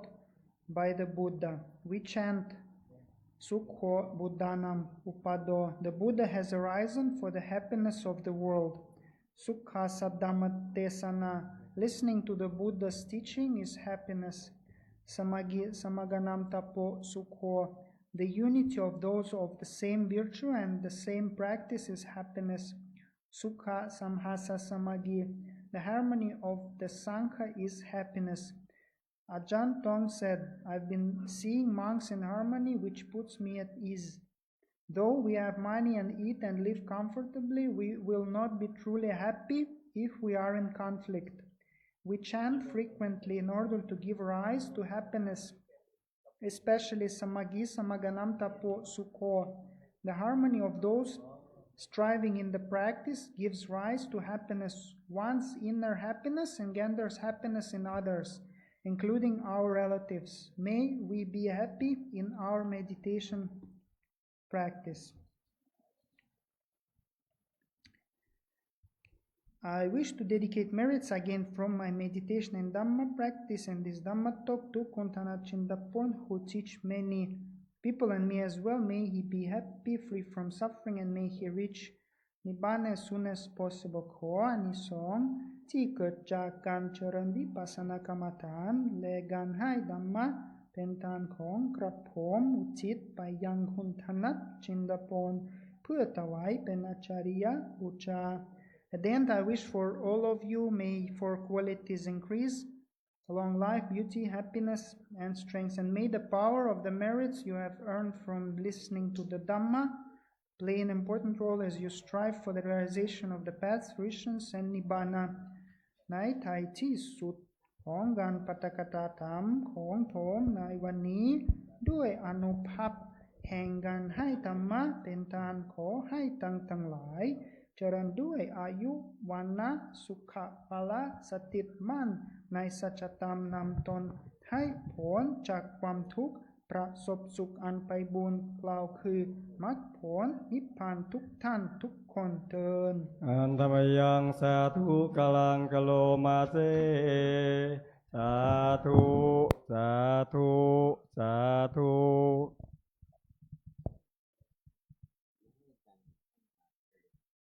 ญาติโยมได้รับฟังการปาฐกถาธรรมของหลวงพี่พระฟิลิปกันตะธรรมโมแต่ละครั้งท่านจะนำเอาธรรมะหลวงปู่3 เรื่องเพราะว่าต้องใช้การแปลเป็นภาษาอังกฤษด้วยท่านก็จะประมาณนี้ก็จะใช้สัก3 เรื่องที่เป็นโอวาทธรรมจากพระเดชพระคุณหลวงปู่ได้มาเล่าให้ญาติโยมได้ฟังก็เหมือนกับเราได้ทบทวนโอวาทธรรมหลวงปู่ไปในตัวหลวงปู่ท่านเอามาจากไหนหลวงปู่ท่านก็เป็นลูกศิษย์ของพระสัมมาสัมพุทธเจ้าก็เอามาจากพระสัมมาสัมพุทธเจ้านั้นก็เป็นการถ่ายทอดบอกต่อกันไปแต่สิ่งหนึ่งที่หลวงพี่ฟิลิปไม่ลืมก็คือการบูชาคุณอาจารย์ที่ได้นำพาท่านเข้ามาสู่การประพฤติปฏิบัตินั่นก็คือคุณโยมธนัทจินดาพรนึกถึงพระสารีบุตรอย่างที่ได้เกริ่นไว้ตั้งแต่ก่อนจะฟังปาฐกถาธรรมพระสารีบุตรเองก็เป็นคนที่ไม่ได้เจอพระพุทธเจ้าในครั้งแรกไม่ได้เจอพระพุทธเจ้าคือเจอพระอัสสชิซึ่งเป็นน้องเล็กของปัญจวัคคีย์หลังจากนั้นพระอัสสชิขออภัยหลังจากที่พระสารีบุตรบวชแล้วทราบข่าวว่าพระอัสสชิอยู่ทางทิศไหนท่านจะนอนท่านจะกราบก่อนกราบแล้วนอนหันศีรษะไปทางทิศที่อาจารย์ท่านอยู่นั่นก็คือว่าแม้ว่าจะได้เข้ามาบวชในพระพุทธศาสนาบวชกับพระพุทธเจ้าแต่คนแรกที่ท่านเจอเนี่ยท่านเจอพระอัสสชิและท่านไม่ลืมพระคุณที่พระอัสสชิที่มีต่อท่านก็นับถือพระพุทธเจ้านี่แน่นอนแต่ไม่ลืมพระอัสสชิเลยพระอัสสชิอยู่ท่านจะจำวัดเนี่ยท่านรู้ว่าพระอัสสชิอยู่ทางไหนท่านก็กราบแล้วก็หันศีรษะไปทางทิศนั้นจนกระทั่งมีพระภิกษุยังปุถุชนยังสงสัยว่าพระสารีบุตรเนี่ยเป็นพระอรหันต์แล้วแต่ทำไมยังกราบไหว้ทิศทั้ง4ทิศทั้ง8คือยังกราบไหว้ตามทิศต่างๆอยู่คือติดตามพระสารีบุตรไป แต่ก็ไม่เข้าใจว่าสิ่งที่พระสารีบุตรทำเนี่ยคืออะไรพวกภิกษุก็นั่งจับกลุ่มกันว่าโอ้พระสารีบุตรนี้เป็นพระอรหันต์แล้วแต่ทำไมยังไหว้ทิศอยู่คนอินเดียนี่มีความเชื่อเรื่องการไหว้ทิศการไหว้ทิศตะวันออกการไหว้ทิศตะวันตกทิศใต้ทิศเหนือเขาทิศเบื้องบนทิศเบื้องล่างเขามีความเชื่อมาก่อนพระพุทธศาสนาแต่ว่าพระพุทธเจ้าเนี่ยก็สอนเรื่องการไหว้ทิศนะแต่พระพุทธเจ้าไม่ได้สอนแบบเดียวกันชื่อเหมือนกันแต่ความหมายคนละอย่างนี้ภิกษุที่มาบวชเนี่ยก็เข้าใจว่าพระสารีบุตรเนี่ยเป็นพระอรหันต์แล้วแต่ทำไมยังไหว้ทิศแบบความเชื่อเดิมคือเข้าใจว่าพระสารีบุตรยังปฏิบัติแบบเดิมอยู่ทั้งที่เป็นพระอรหันต์นะท่านพวกภิกษุก็ไปซุบซิบกันไปคุยกันจนกระทั่งได้มาทราบความจริงว่าพระสารีบุตรไม่ได้ไหว้ทิศตามคติหรือความเชื่อเดิมที่เคยมีแต่ท่านไหว้ไปทางทิศที่อาจารย์ท่านอยู่ก็คือท่านรู้ว่าอาจารย์ท่านอยู่ทางทิศไหนเนี่ยท่านก็ไหว้ไปในทางทิศนั้นอันนี้ก็คือสิ่งที่พระสารีบุตรท่านเป็นผู้ที่ไม่ลืมว่าท่านได้พบพระพุทธเจ้าเพราะพระอัสสชิเป็นท่านเจอพระอัสสชิก่อนแล้วพระอัสสชิพาท่านไปพบพระพุทธเจ้าอย่างหลวงพี่ฟิลิกเนี่ยท่านทุกครั้งที่ปาฐกถาท่านจะแผ่บุญที่ท่านได้ทำเนี่ยไปถึงอาจารย์ที่ได้นำพาท่านก็คือคุณพ่อธนัทจินดาภรณ์อันนี้โยมลองสังเกตนะทุกครั้งท่านจะพูดทุกครั้งก็วันนี้ก็ประจวบเหมาะกับที่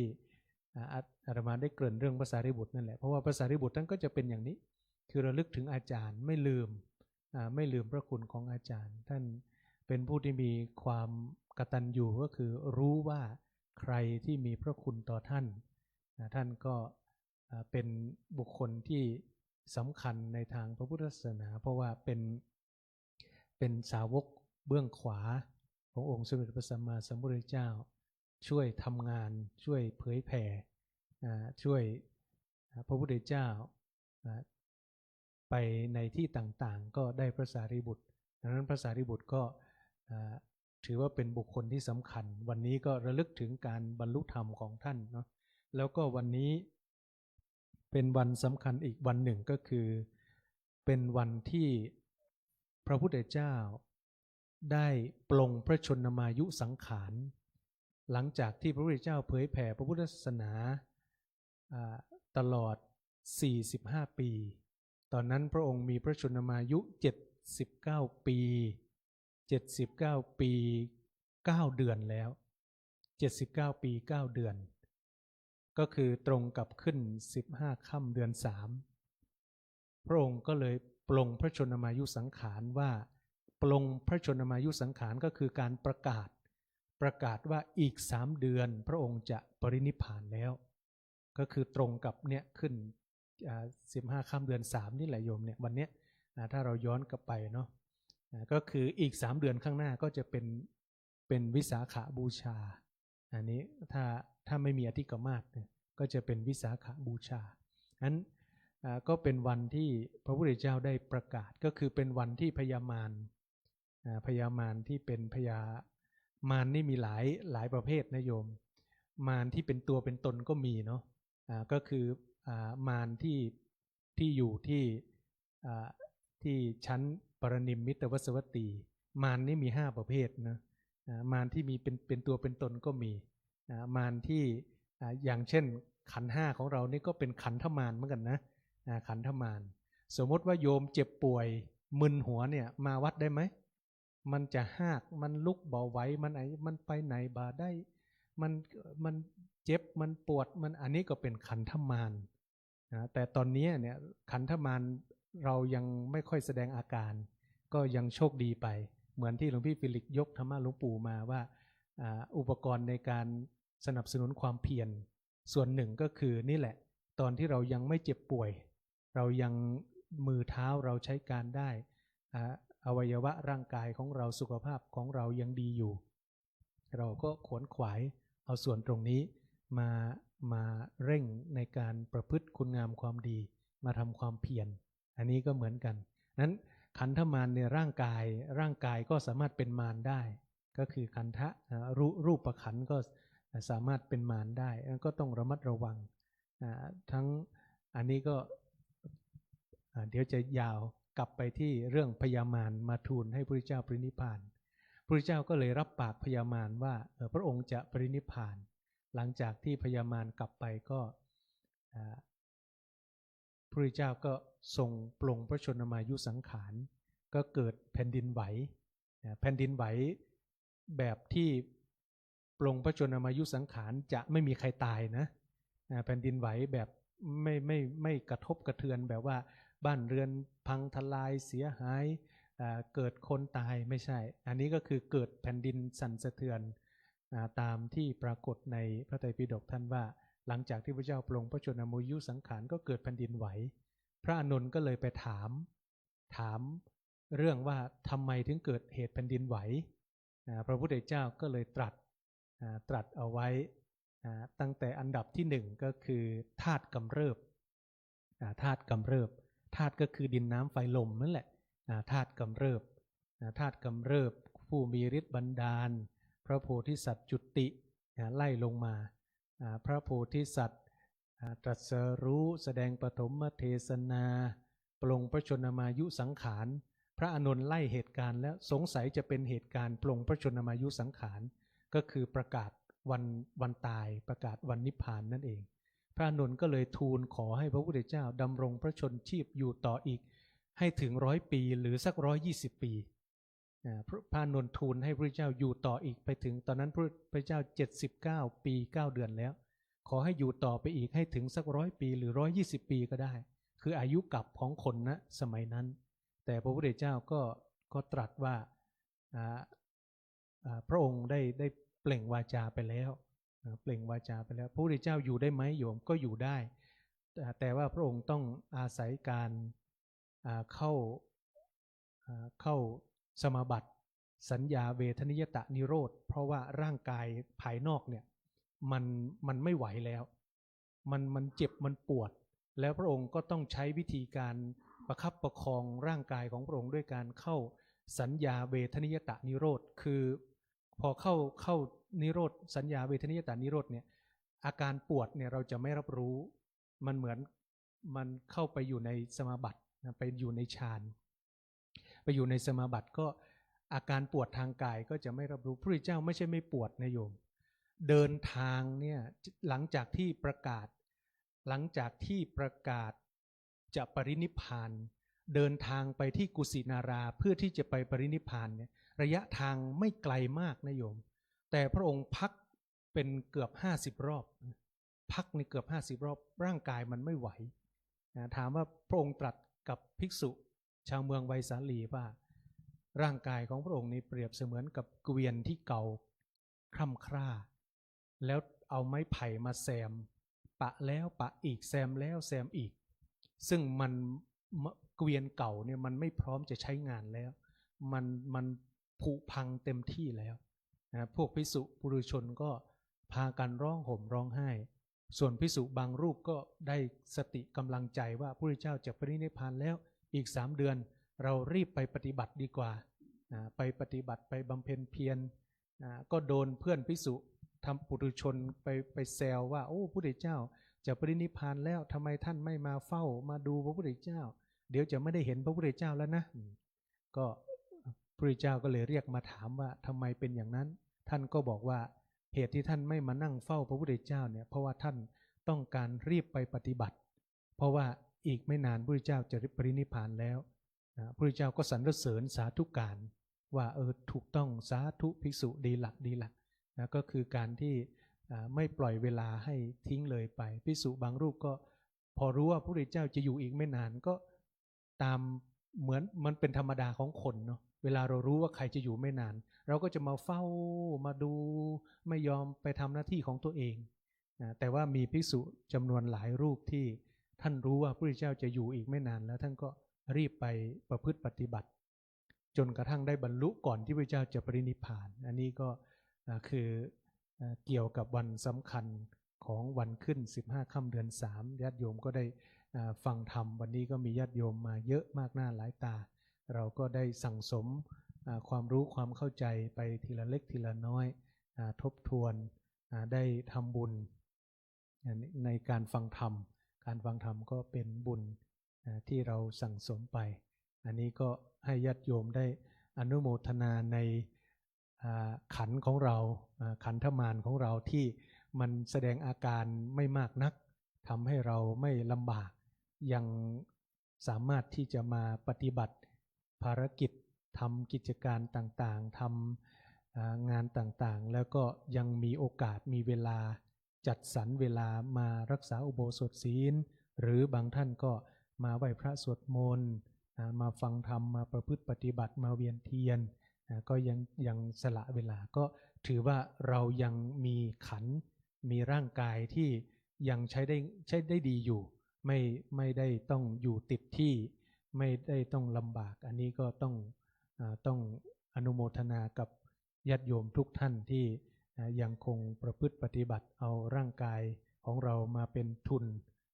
สร้างบุญให้กับตัวของเราแล้วก็ได้มาสั่งสมความรู้ความเข้าใจอย่างที่บอกว่าการฟังธรรมความเข้าใจถ้ามันเข้าใจมันก็จะเข้าใจแต่ถ้ามันยังไม่เข้าใจก็ให้รู้ว่าเรายังไม่เข้าใจไม่ต้องรีบไม่ต้องบังคับทำไปเรื่อยๆเหมือนที่ท่านอุปมาที่ท่านยกธรรมะหลวงปู่ว่าเหมือนกับการทำนาน้ำเยอะเกินไปน้ำน้อยเกินไปอะไรเนี่ยมันก็จะส่งผลเสียนั้นเรามาวัดก็เหมือนกันก็ค่อยๆสั่งสมไปไม่ได้หมายความว่ามาวันเดียวมา7วันมา21วันจะต้องทะลุปรุโปร่งทั้งหมดเลยอย่างนี้ไม่ถูกต้องเพราะว่าการจะรู้การจะเข้าใจต้องอาศัยการสั่งสมไปเรื่อยๆพอมันถึงที่แล้วมันเข้าใจแล้วเราจะไปบังคับให้มันไม่เข้าใจอีกมันก็เป็นไปไม่ได้นะพอมันเข้าใจแล้วมันก็จะเข้าใจเลยพอมันถึงแล้วมันก็จะถึงเลยนั้นเราทำไปเรื่อยๆนะเหมือนกับชาวนาทำหน้าที่ของชาวนาให้เสร็จสมบูรณ์การที่ต้นข้าวจะออกรวงออกเมล็ดออกผลเป็นหน้าที่ของต้นข้าวเพราะว่าชาวนานั้นมีหน้าที่ทำหน้าที่ของชาวนาชาวสวนมีหน้าที่ทำหน้าที่ของชาวสวนทำหน้าที่ให้สมบูรณ์ส่วนบะลำไยมันจะติดดอก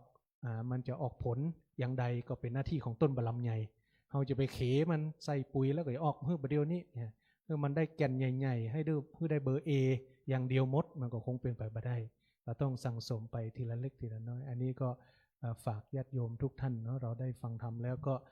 ให้มีความเข้าใจไปเรื่อยๆสั่งสมกันไปในท้ายที่สุดของการได้สรุปนี้ก็เรียนเชิญญาติโยมทุกท่านได้อนุโมทนาขอบคุณหลวงพี่พระฟิลิกกันตะธรรมโมที่ท่านได้ให้ธรรมะเป็นทานได้มาปาฐกถาธรรมได้เอาธรรมะของพระเดชพระคุณหลวงปู่มาให้พวกเราได้ยินได้ฟังได้มาทบทวนได้มาระลึกนึกถึงโอวาทธรรมคำสอนที่พระเดชพระคุณหลวงปู่ได้เคยบอกเคยสอนเอาไว้และก็ขอพระอานิสงส์ที่ท่านได้ให้ธรรมะเป็นทานนี้จงเป็นพลวะเป็นปัจจัยให้ท่านเจริญงอกงามในร่มเงาแห่งพระพุทธศาสนาและขอพระอานิสงส์นี้เป็นพลวะเป็นปัจจัยให้ญาติโยมได้เจริญในธรรมเป็นนิจมีดวงจิตสถิตมั่นอยู่ในสัจธรรมนำตนของตนให้พ้นทุกข์ประสบสุขอันไพบูรย์กล่าวคือมรรคผลนิพพานทุกท่านเทินสาธุสาธุสาธุ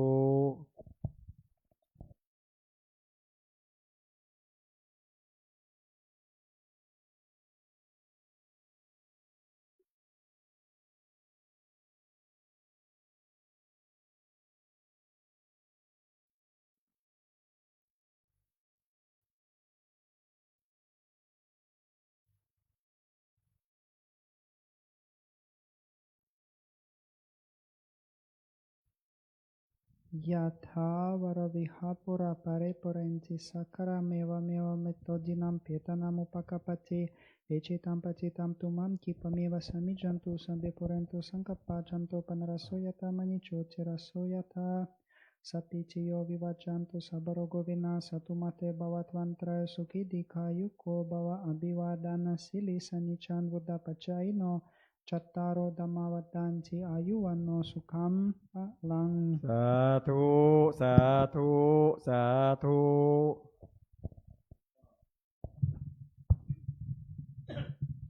อ่อนน้ำปนะสัพพะโลกเวเนโมโตสัพพะสันตาปวาจิโตสัพพะเวรมเตกัตโตเนปุตโตจัตุวังภวสัพพิติโยวิวัจจันตุสัพพะโลกเวนัสตุมาเตภวัตวันตรายโยสุขิเทคายุโกภวะอภิวาทนาเสเลสเนจังทาปัจจายโนจัตตารโอธรรมาวัฏฏันติอายุวันโนสุขังภาลัง สาธุ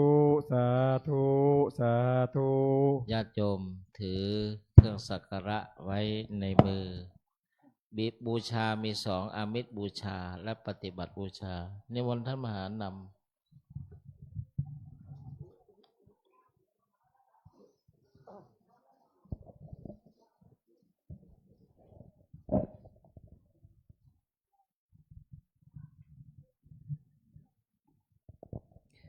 อาราธนาและเรียนเชิญ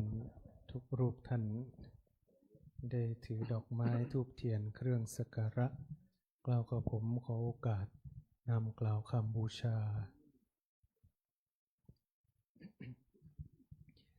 ยะมัมหะโข ยะมามหาโค มะยัง มายัง ภคะวันตัง ภควันตัง สรนังคตา สารนังคตา เราเป็นผู้ถึง เราเป็นผู้ถึง พระผู้มีพระภาคเจ้า พระผู้มีพระภาคเจ้า พระองค์ใด พระองค์ใด ว่าเป็นสรณะ ว่าเป็นสารณะ โยโนภควาสัทธา โยโนภควาสัทธา พระผู้มีพระภาคเจ้า พระผู้มีพระภาคเจ้า พระองค์ใด พระองค์ใด เป็นศาสดาของเรา เป็นศาสดาของเรา ยัสสจะมะยัง ยัสสัจจามะยัง ภควโตธัมมัง ภควโตธัมมัง โรเจมะ โรเจมะ และเราชอบใจ และเราชอบใจ ธรรมของพระผู้มีพระภาคเจ้า ธรรมของพระผู้มีพระภาคเจ้า พระองค์ใด พระองค์ใด อิเมหิ อิเมหิ สการเรหิ สการเรหิ ตังภควันตัง ตังภควันตัง สะธัมมัง สะธัมมัง สะสังฆัง สะสังฆัง อภิปูชยามะ อาภิปูชยามะ เราตั้งใจบูชา เราตั้งใจบูชา พระผู้มีพระภาคเจ้า พระผู้มีพระภาคเจ้า พระองค์นั้น พระองค์นั้น พร้อมทั้งพระธรรม พร้อมทั้งพระธรรม พร้อมทั้งพระสงฆ์ พร้อมทั้งพระสงฆ์ ด้วยเครื่องสักการะ ด้วยเครื่องสักการะ ทั้งหลายเหล่านี้ ทั้งหลายเหล่านี้ อิมินาตังพุทธัง อามะอิมินาสการเรนะตังธัมมังอภิปูชยามะอิมินาสการเรนะตังสังฆังอภิปูชยามะอะระหังสัมมาสัมพุทโธภควาพุทธังภควันตังอภิวาเทมิ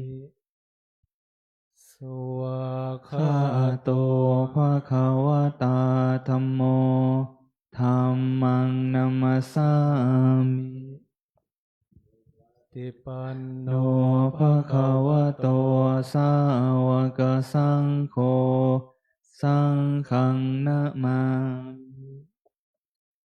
อันธรรมยังพุทธัสสะภะคะวะโตปุพพภาคณมะการังกโรมะเส นะโมตัสสะภะคะวะโตอะระหะโตสัมมาสัมพุทธัสสะนะโมตัสสะภะคะวะโตอะระหะโตสัม สัมพุทธัสสะนะโมตัสสะภะคะวะโตอะระหะโตสัมมาสัมพุทธัสสะ อันธรรมยังพุทธานุสตินยังกโรมาเส อิติปิโสภะคะวะอะระหังสัมมาสัมพุทโธวิชชาจารณะสัมปันโนสุขโตโลกวิทูอนุตตโรปุริสธรรมสารทิสัทธาเทวมนุสานังพุทโธภะคะวา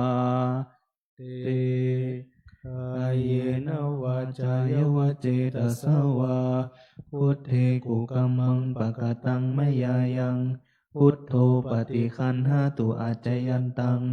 กาลันตะเรสังวริตุงวะพุทเท อันธรรมยังธรรมานุสตินยังกโรมาเส สวาคาโตภะคะวะตาธัมโมสันทิฏฐิโกอาการิโกเอหิปัสสิโกโอปัญญิโกปัจจตังเวทิตาโพวินยูหิติกายเนวาจายวเจตสาวาธัมเมกุกัมมังปะกะตังมยายังธัมโมปฏิคันหาตุอาจจยันตังกาลันตะเรสังวริตุงวะธัมเม อันธรรมยังสังขานุสตินยังกโรมาเส สุปฏิปันโนภะคะวะโตสาวกสังโฆอุชุปฏิปันโนภะคะวะโตสาวกสังโฆยายาปฏิปันโนภะคะวะโตสาวกสังโฆสามีจิปฏิปันโนภะคะวะโตสาวกสังโฆยะทิทังจัตตาริปุริสายุคานิอัตถปุริสปุคลาเอสัพพะคะวะโตสาวกสังโฆอาหุนายโยปาหุนายทักขินายโยอัญชลีการณิโยอนุตตรังปุญญเขตังโลกัสสาติกายเนวาจายวเจตสาวาสังเคกุกัมมังปะกะตังมยายังสังโฆปฏิคันหาตุอาจจยันตังกาลันตะเรสังวริตุงวสังเค อารัธนาและเรียนเชิญกราบสติปัฏฐานเจริญจิตตภาวนาเป็นระยะเวลา10 นาที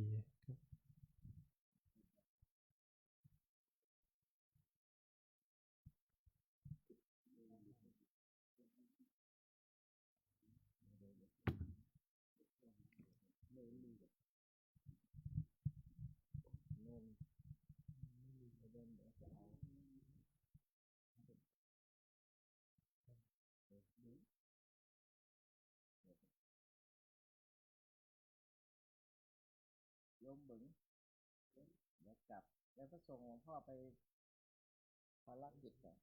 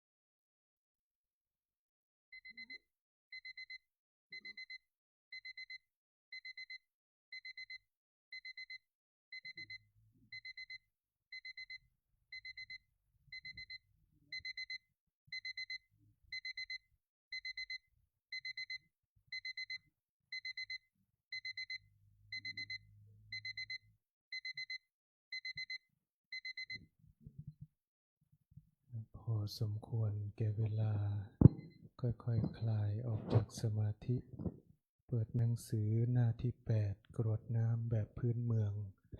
อิตังตานากัมมังนิพพานาปัจจยโยโหตุโนเนจังอิตังศีลกัมมังนิพพานาปัจจยโยโหตุโนเนจังอิตังภาวนากัมมังนิพพานาปัจจยโยโหตุโนเนจังยังกินเจกุสลังกตัพพังกัมมังสัพเพหิอัมเหหิกตังปุญญังโนอนุโมทันโตสุนันโตพนโตเยเทอาสามิงทาเนอาทิคาตาทิคายุกัสสะทาหนตุสัพพสัตตานังสุขีอัตตานังปริหารันโตมาตาปิตาสุขิตาหนตุทุกขาปามุจจันโตสัพเพยติกาสุขิตาหนตุทุกขาปามุจจันโตสัพเพอายาติกาสุขิหนตุทุกขาปามุจจันโตสัพเพปิสายะคาสัพเพเปตาสุขิตาหนตุทุกขาปามุจจันโตสัพเพนัคขตาสุขิตาหนตุทุกขาปามุจจันโตสัพเพเทวาสุขิตาหนตุทุกขาปามุจจันโตสัพเพอาจาริโยปัจฉายาสุขิหนตุทุกขาปามุจจันโตสัพพสัมปตินังสามิชันตุโอวันตามิพุทธังสัพพังเมโทสังฆามะถาเมพันเตวันทามิธัมมังสัพพังเมโทขามะถะเมพันเตวันทามิสังฆังสัพพังเมโตสังฆามะถะเมพันเตวันทามิคุโรอุปัชฌายาจาริเยสัพพังเมโตสังฆามะถะเมพันเตวันทามิกัมมัฏฐานังสัพพังเมโตสังฆามะถะเมพันเตวันทามิอาราเมพัทธสีมายังสัพพังเมโตสังฆามะถะเมพันเตวันทามิเจติยังสัพพังสัพพทาเนสุปฏิทิตาสรีราธาตุมหาโพธิงพุทธรูปังสกาลังสัทธานาคาโลเกเทวะโลเกพรหมโลเกชัมพูทิเปลังกาทิเปสาริราธาตุโยเกสาธาตุโยอรหันดาธาตุโยเจติยังคันดาโกติงจตุราสิติสาเสธัมมขันเทสัพเพสังปาทเจติยังอหังวันทามิสัพพโสกรา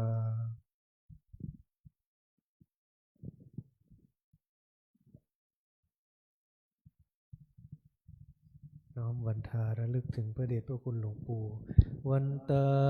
มิพันเตสัพพังอปาราขามะถาเมพันเตมยากตังปุญญังสามินาอนุโมทิตาพังสามินาปุญญังไมหังตาตาพังสาธุสาธุอนุโมทามิกรา